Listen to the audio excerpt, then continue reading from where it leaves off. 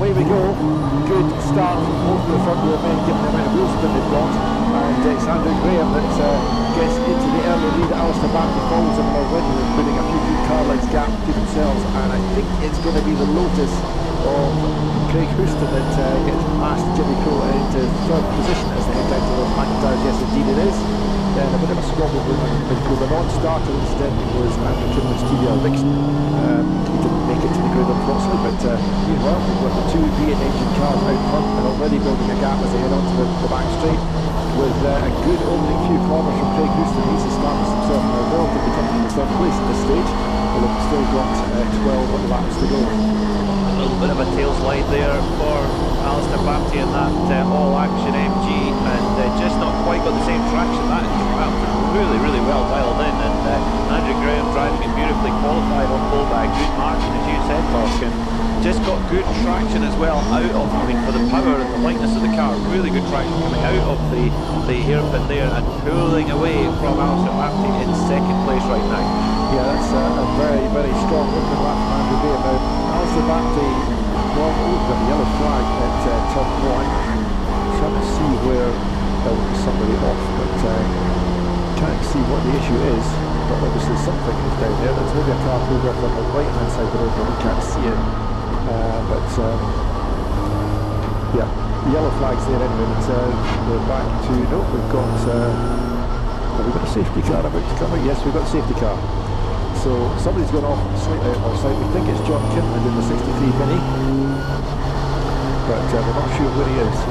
Oh, I think he's on the approach to the chicane actually. I think it might be just. Oh yeah, because he's reaching the chicane. Yeah. Thankfully I can see the roof rather than the wheels. Yes. Well, yeah, that's a good start. It is. Yes. Yeah, just tucked in behind the barrier on the right hand side as you come out in through Butchers and up to the chicane. So that neutralises everything, and that I mean, for Alistair Barkley that's good news, because Andrew Graham was just getting into a groove there and starting to pull away. Yes, and now the restart of the race will be a rolling start behind the safety car, so Alistair Barkley is well established first rodeo, so he knows exactly how to take advantage of that. Craig Houston's the one that will feel a little bit disappointed, because although it lets him catch up with the back of Andrew Barkley's car, it also allowed Jimmy Crow to get back onto the tail of his car. So, but there'll be a lap or two behind the safety car. The Covering Discovery's already down there getting the Mini onto the end of the total. That's an old Crow medicine show actually, shouldn't we? Well, see if we can find out. Yeah. Not that Jimmy Crow's old, but his car is. That's the whole point of this class, of course. And we do have one lone Fiesta XR2. You were telling us earlier on, Doc, this is your 29th season here. You've sort of seen the rise and fall of XR2 racing. Well, yes, the first year I was commentating was '96. It was the first year of the XR2 Championship, and there's still XR2s racing now 29 seasons later. And you're still commentating. And I'm still commentating, but there's one XR2 left. And there's one of you left. There's one of you left, yes.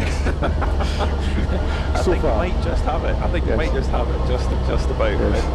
They're in behind the Honda Civic Type R pace car. It's been a bit busier today than it was yesterday. Understandably with the conditions, it's been a little bit more tricky today. Yes, yes, Alan Barron, our Chief Marshal, driving the safety car. And what he's doing, he's going very, very slowly, but the reason for that is he's trying to minimise the number of race laps lost. So we get 3 laps under the safety car before we start discounting the racing laps. So Alan tries to allow enough time for the marshals and recovery teams to do their work in the 3 laps behind the safety car. So that explains the PD road race. But the recovery teams have done their work here. We've got the Mini safely off track behind the marshals post at the chicane. So safety car lights are already out by the looks of it. It's already splintered off. Yes, so had only the nearest interruption from the safety car, and we'll be racing again in just a moment. So Andrew Graham, it is that's going to control the pace from Alistair Barkley, Craig Houston and Jimmy Crow in the red Scimitar. And then we've got that wonderful number 27 Ferrari, driven by the man with the greatest ever racing driver name, Mario Ferrari. Yeah, very, very good. No relation. No relation to Andretti or No. Up they go then towards the green flag to restart the race then. And Andrew Graham gets a good getaway, as does Alistair Barkley, and they've kind of left Craig Houston in the Lotus in the dust of the Lotus, and they've maybe not got the power but got the handling, whereas the two the two big brawny V8s at the front. They've got the straight line speed. I'm hoping that Mario Ferrari can overtake Jimmy Crowe so that we can have a Lotus versus Ferrari battle. That would be quite something to commentate on. It would be, yeah, that's something you maybe thought you wouldn't do. Yes. It's just a spectacular looking thing, that 308, giving off real Group B tarmac rally car vibes as they come through the chicane and up the hill then towards Clark, where our leaders are already going through. With Andrew Graham leading, but Alistair Batley looks a little bit more up for it now on this restart. He's just got the bit between his teeth trying to keep pace then with Andrew Graham. Nothing wrong with the straight line speed of that big Triumph, wow. Oh yes, there's a lot of horsepower there, but as he was saying earlier, Andrew Graham when Chris was interviewing him, he's so happy with the handling of that car. It's a really fine, balanced, good handling car, and it works very, very well for him. But yeah, battle going on there between Ferrari and Scimitar. The Ferrari is through, and we've now got a Ferrari versus Lotus battle on track. And Mario Ferrari is flying straight past the Lotus there as they break for turn one at Duffus. And Mario Ferrari goes up in the space of 2 corners. He's gone from 5th to 3rd. And Craig Houston demoted then to 4th position in his Lotus. Nothing wrong with the straight line speed of that Ferrari. That tremendous V8 engine really going well as they go through Butchers and then up through the chicane again. So it's Ferrari from Lotus from Scimitar. Yep, that's the order at the moment. And they're progressing along the back straight as we see the leaders coming along towards the open. Alistair Batley quite some way behind Andrew Graham now. So Andrew Graham's qualifying pace is maintained to some extent. The race is lapping over a second, about a second and a third ahead of Alistair Batley, faster than Alistair Batley. That's a margin we're not used to seeing. No, it isn't. No, you're right. Batley just not quite in the groove today in the wet conditions. We've seen him struggle with tyre choice though as well. Remember, but last race you called it as well, where he just didn't put a different tyre on. He just wasn't the same driver at all. And I just wonder if that's the issue here, if he's still experimenting with tyres, or maybe he just hasn't got a good tyre for these slightly damp conditions. Yeah, that's it. And it's amazing different brands have different specialities and what they're good at too. And then you've got to get a tyre that fits 1970s? 1970s MGB, yes. Yes, not quite. You can't just pop down to your local quick fit, I don't believe. No, there are some good Black historic, Circle, yes, Black Circle. yes, there are some good historic car tyre suppliers, but yeah, we've got to get some specialist size. Same for the Ferrari, I would imagine. Some unusual sizes and specifications. That's not a cheap exercise. But the Ferrari is in a very strong third position at the moment. Mario Ferrari pulling away from Craig Houston's Lotus and Jimmy Crow's Scimitar as he comes out of the haircut. This is one of Mario's strongest ever races, I think, and so far, touch wood, fingers crossed, the car looks like it's running beautifully. It is. Yeah, it is looking really, really strong, but didn't do so well last time out when the car expired basically after about 2 laps. We never saw it again all the way into the weekend, but that's definitely been put in the rear view mirror. And coming through McIntyre now, pulling away with gusto from Craig Houston in 4th. We've seen Craig Houston on the podium many, many times here in the Scottish Classics with Edinburgh Watch Company back as a sponsor again, very kindly. So, I don't know if we're going to get more rain, you know, Doc, because looking at the forecast, it's, yeah, the chances of rain are higher. The Met Office has been pretty good so far, that they're actually due, there's a 70% chance of rain in 25 minutes' time. Hopefully that comes down when we're out. Well, it could be lunchtime, yes. Yeah. Looking forward to getting hold of that cake that we got for the first one. It's fantastic. Now, behind Mario Ferrari, there's still a bit of a battle going on between Craig Houston and Jimmy Crowe. They're both in different classes, Class B for Craig Houston, Class G for Jimmy Crowe.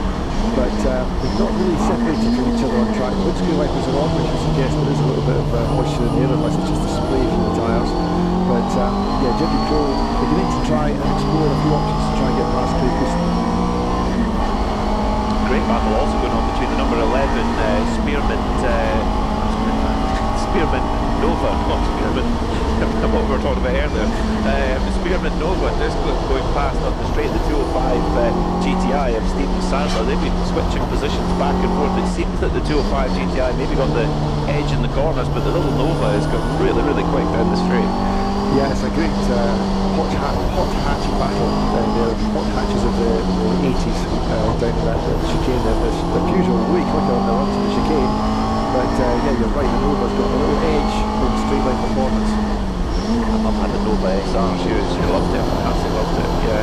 My old cousin had one of those. Really? It's a great car. Yeah, she drove the wheels off it. And then most of my friends had Peugeot 205 GTIs. I couldn't afford one at the time, but most of my friends had Peugeot 205 You ever got GTIs. one?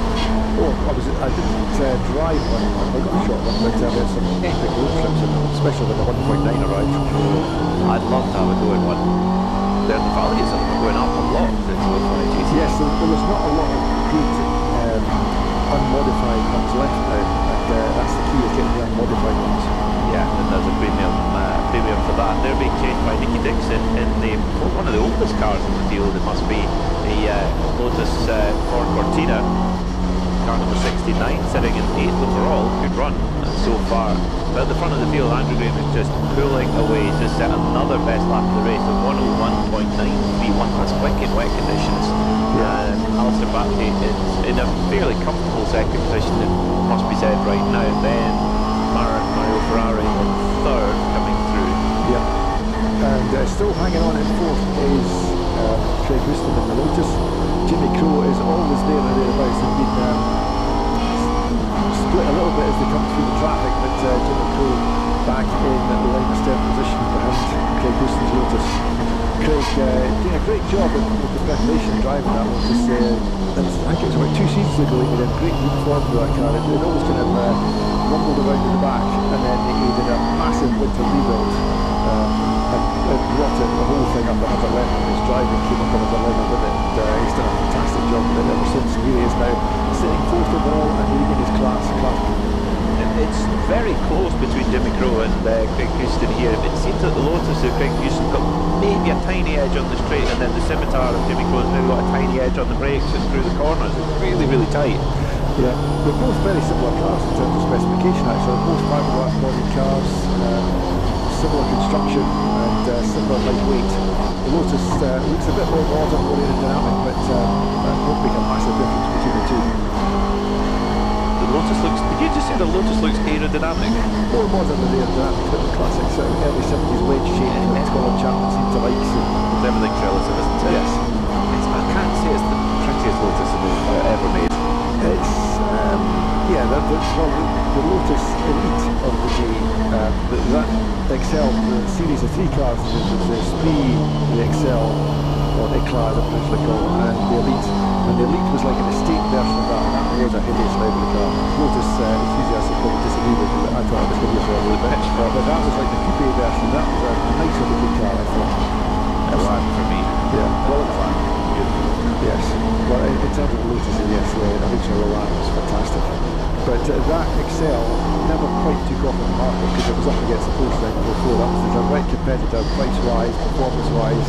And would you buy the Lotus versus the Porsche? Most people went for the Porsche. I've had both, but Porsche is the one to go for, I think. So impartial. Right, so 2 laps to go then.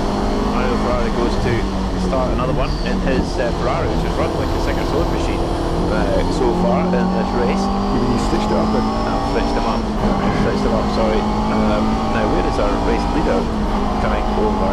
He's coming around to the hairpin now, so it'll be last lap then for Andrew Graham coming up, and yet another win here in the Scottish Classic Sports and Saloon Championship. Pole position, fastest lap in the pocket, and 1 lap between him and a race victory. Yep, he starts his final lap of the race then, and he starts that lap a good few seconds ahead of Alistair Batty, who's just come out the hairpin as Andrew Graham disappears down through turn 1, so it's the length of the main straight between them, which is most un-Batty-like actually.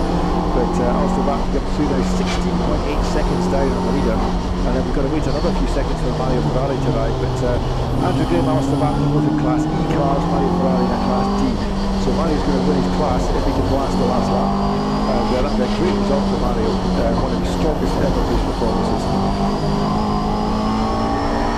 That a full song, that V8 Ferrari sounds absolutely fantastic. Yes, this would be the second drive by us because in qualifying it would be very, very cautious. Yeah, that was full song, look past the start finish line there for Mario Ferrari. Through McIntyre's he goes for the final time as our race leader comes up towards the checkered flag. It's a dominant performance in the wet here at Knockhill. Andrew Graham wins in the Triumph here at Knockhill. Yes, it's a long wait for second place, but the Peugeot versus Vauxhall Nova battle has been won by the Peugeot as he comes across the line now. That's Stephen Sadler ahead of Iain Mitchell. And Nicky Dixon in, well, Alistair Baptist is coming through second now.